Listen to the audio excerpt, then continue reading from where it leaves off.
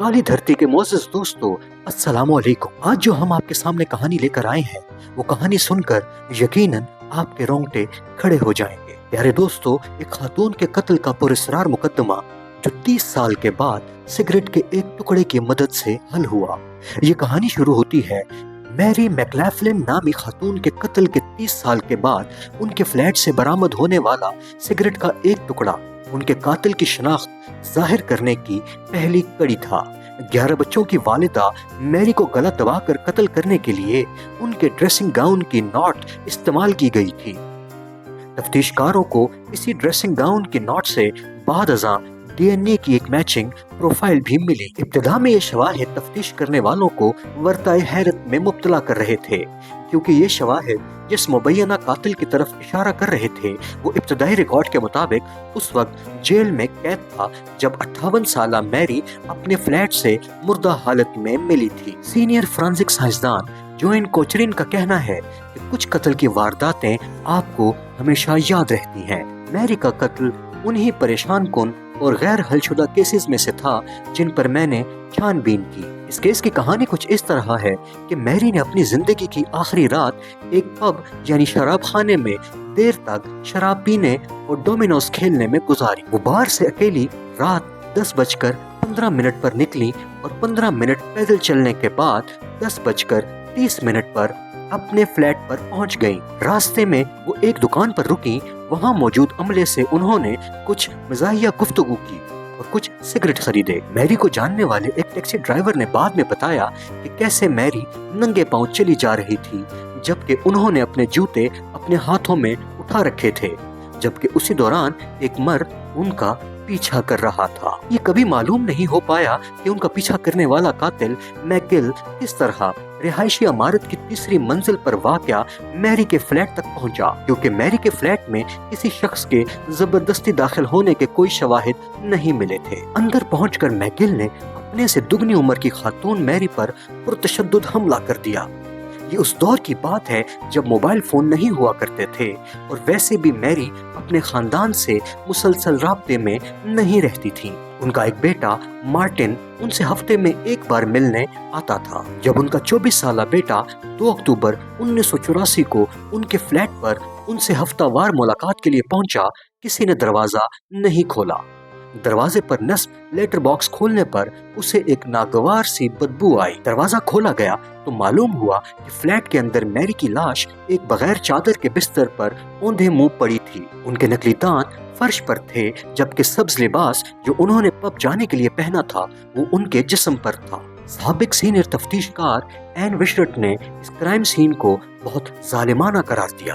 वो कहते हैं कि अफसोसनाक बात यह है कि कत्ल के वक्त वो कातिल की आंखों में देख रही थी। पोस्टमार्टम से मालूम हुआ कि मैरी की मौत उनकी लाश मिलने से कम से कम 5 रोज कबल गला घोटने से हुई थी।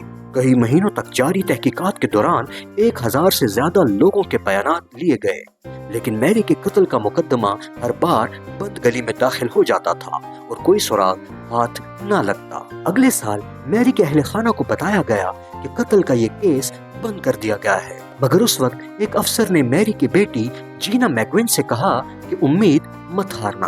प्यारे दोस्तों, मैरी के अपने 2 साबका खामिदों से मजमूई तौर पर 11 बच्चे थे और मुकामी रिहायशियों में वो काफी मकबूल थी। उनकी बेटी जीना ने बताया कि उनके पहले शौहर से 6 बच्चे जबकि दूसरे से 5 बच्चे थे। जीना ने अपनी वालदा के कत्ल पर किताब भी लिखी और पुलिस के साथ अपने शकूक व शुबहात शेयर किए। जीना लिखती हैं कि 1984 में मेरे बहन भाई मैरी जैसी सोच रखते थे। हमें लगता था कि कोई उनका अपना बच्चा इस कत्ल में मुलव्विस है, मगर हम कुछ साबित नहीं कर पाए। सन 2008 तक कत्ल के इस केस को 4 बार खोलकर बंद किया गया, यानी मुतअद्दिद बार तफ्तीश की गई और नए शवाहिद का जायजा लिया गया, मगर मुल्जिम का कोई सुराग न मिल सका। सन 2014 में केस का 5वां रिव्यू शुरू हुआ और इस दफा बड़ी पेशरफ्त उस वक्त हुई जब स्कॉटलैंड के हुक्काम ने नई डीएनए प्रोफाइलिंग का अमल शुरू किया। माजी में होने वाली डीएनए प्रोफाइलिंग में माहिरीन 11 इनफरादी डीएनए की शनाख्त कर पाए थे, मगर 2014 में दस्तयाब जदीद टेक्नोलॉजी की बदौलत 24 की निशानदेही मुमकिन हुई और यूं साइंसदानों के लिए چھوٹے یا کم معیار کے نمونوں کے ذریعے نتائج حاصل کرنے کے امکان کافی بڑھ گئے تھے۔ اسکاٹش پولیس اتھارٹی میں فورینزکس کے ڈائریکٹر ٹام نیلسن کہتے ہیں کہ 2015 میں ٹیکنالوجی نے یہ ممکن بنایا کہ ماضی میں واپس جائیں اور ان کے لیے انصاف یقینی بنائیں جو امید چھوڑ چکے ہیں۔ سن 1984 میں جو شواہد جمع کیے گئے تھے ان میں میری کے بال، ناخن اور سگریٹ کے چند ٹکڑے تھے۔ ان شواہد کو 30 سال پہلے کاغذ کے پیکٹ میں محفوظ کر لیا گیا تھا۔ کوچرین کہتی ہیں کہ اس وقت تفتیش کاروں کو ڈی این اے پروفائلنگ کا علم نہیں تھا۔ انہیں معلوم ہی نہیں تھا کہ یہ اشیاء مستقبل میں کتنی اہم ثابت ہو سکتی ہیں۔ سینئر فورینزک سائنسدان کا کہنا ہے کہ ماضی کی انکوائری ٹیم کے پاس محض اس قدر دور اندیش مہارت تھی کہ انہوں نے شواہد کو محفوظ کرنا صحیح سمجھا۔ جو چیز مجرم کی نشاندہی میں پہلی کڑی ثابت ہوئی وہ ایمبیسی سگریٹ کا آخری حصہ تھا جو میری کے فلیٹ کے لانگ روم میں کافی ٹیبل پر موجود ایشٹرے میں پڑا تھا۔ انکوائری ٹیم کے لیے یہ بات دلچسپی کا باعث بنی کہ میری کو تو وڈ پائن برانڈ کا سگریٹ پسند تھا۔ کوچرین کو امید تھی کہ جدید ٹیکنالوجی کے ذریعے ڈی این اے کے شواہد حاصل کرنے میں مدد ہوگی۔ انہوں نے کہا کہ سگریٹ کے آخری حصے نے ماضی میں ہمیں ڈی این اے پروفائل نہیں دی تھی، مگر اب اس نے ہمیں ایک مرد کی مکمل پروفائل دے دی۔ یہ اس سے پہلے کبھی نہیں ہوا تھا۔ اس کیس میں یہ فرانزک کا پہلا سراغ تھا۔ انہوں نے ملنے والے شواہد Scottish D N A database میں جانچے اور سزا یافتہ مجرموں کی ہزاروں دستیاب پروفائل سے اس کا موازنہ کیا۔ کوچرین کو نتائج ایک ای میل کی صورت میں ملے۔ انہیں معلوم ہوا کہ ایک ڈی این اے کا براہ راست میچ ہو گیا ہے۔ میرے رونگٹے کھڑے ہو گئے۔ ہمیں بتا دیا گیا کہ اس شخص کا نام گراہم میک گل ہے، جبکہ ای میل میں یہ بھی درج تھا کہ انہیں جنسی جرائم کے سنگین مقدمات میں مجرم قرار دیا گیا تھا۔ 30 سال کے انتظار کے بعد ہمیں ایک ڈی این اے پروفائل مل ہی گئی تھی، مگر اس پیش رفت نے پیچیدہ صورتحال اس وقت اختیار کر لی جب تفتیش کاروں کو معلوم ہوا کہ جس شخص کا ڈی این اے میچ ہوا تھا یعنی میک گل، وہ میری کے قتل کے وقت جیل میں تھے۔ انہیں ریپ اور ریپ کی کوشش کرنے کے الزامات پر سزائیں سنائی جا چکی تھیں۔ ریکارڈ سے پتہ چلا کہ 5 اکتوبر 1984 تک انہیں رہا نہیں کیا گیا تھا، جبکہ میری کو اس سے 9 روز قبل زندہ دیکھا گیا تھا۔ سابق پولیس اہلکار کینی میکیوبن، جنہیں کیس سلجھانے کا کام ملا تھا، ان کے لیے یہ سمجھ سے بالاتر تھا۔ کوچرین کو بتایا گیا کہ کیس کو حل کروانے کے لیے مزید فورینزک شواہد درکار ہوں گے۔ ان کوششوں کے دوران میری کے ڈریسنگ گاؤن کے 1000 بند سے ڈی این اے کا ایک اور نمونہ حاصل کیا گیا۔ کوچرین کا خیال تھا کہ قاتل نے اسے چھوا ہوگا اور اس میں مجرم کا ڈی این اے موجود ہوگا۔ 3 دہائیوں بعد اس 1000 بند کو چیک کیا گیا اور وہاں سے بھی گراہم میکگل کا ہی ڈی این اے ملا، لیکن محض فرانزک شواہد کی مدد سے میکگل کو سزا نہیں دلائی جا سکتی تھی، کیونکہ تفتیش کاروں کے مطابق اس سے فرق نہیں پڑتا کہ ہمارے پاس ڈی این اے کے شواہد ہیں۔ ان کے پاس یہ دلیل تھی کہ جب قتل ہوا تو وہ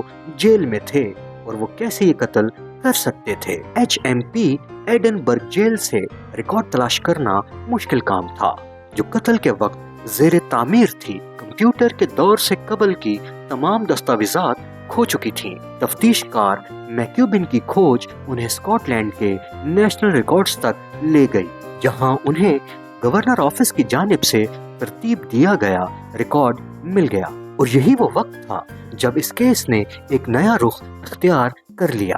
میکگل کے نام کے ساتھ لکھا ہوا تھا کہ وہ پرول پر باہر آئے تھے۔ انکوائری ٹیم کو معلوم ہوا کہ میکگل کو دوران سزا قید سے 2 روز کا پرول ملا تھا۔ وہ جیل سے 27 ستمبر 1984 کو نکلے تھے۔ سابق سینئر تفتیش کار مارک ہینڈرسن کے مطابق یہ شواہد سونے کی اینٹ جیسے تھے جنہیں ہم ڈھونڈ رہے تھے۔ بلاخر میکگل کو 4 دسمبر 2019 کو گرفتار کر لیا گیا۔ اس وقت بھی وہ جنسی جرائم میں سزا یافتہ شخص تھے۔ وہ اسکاٹ لینڈ میں ہی ایک کمپنی کے لیے بطور فیبریکیٹر کام کر رہے تھے۔ جینا کہتی ہیں کہ یہ خبر ایک سکون کا باعث بنی، کیونکہ مجھے نہیں لگتا تھا میری زندگی میں یہ کیس حل ہوگا۔ میکگل کو اپریل 2021 کے دوران 4 روزہ ٹرائل کے بعد قصوروار ٹھہرایا گیا اور 14 سال کی قید سنا دی گئی۔ گلاسکو ہائی کورٹ کے جج لارڈ برنز نے کہا کہ میکگل کی عمر 22 سال تھی جب انہوں نے 59 سالہ میری کو گلا دبا کر قتل کیا۔ میری کے خاندان کو اس لیے انتظار کرنا پڑا کہ ذمہ دار کا تعین ہو سکے، جو شاید खुले आम फिर रहा था। अगर उन्होंने उम्मीद हार दी होती तो वो ये कभी न जान पाते कि मैरी के साथ क्या हुआ था। काली धरती के मोअज़्ज़िज़ दोस्तों, अगर आपको ये कहानी पसंद आई है तो हमारा चैनल जरूर सब्सक्राइब कीजिएगा। अगली कहानी तक के लिए खुदा हाफिज।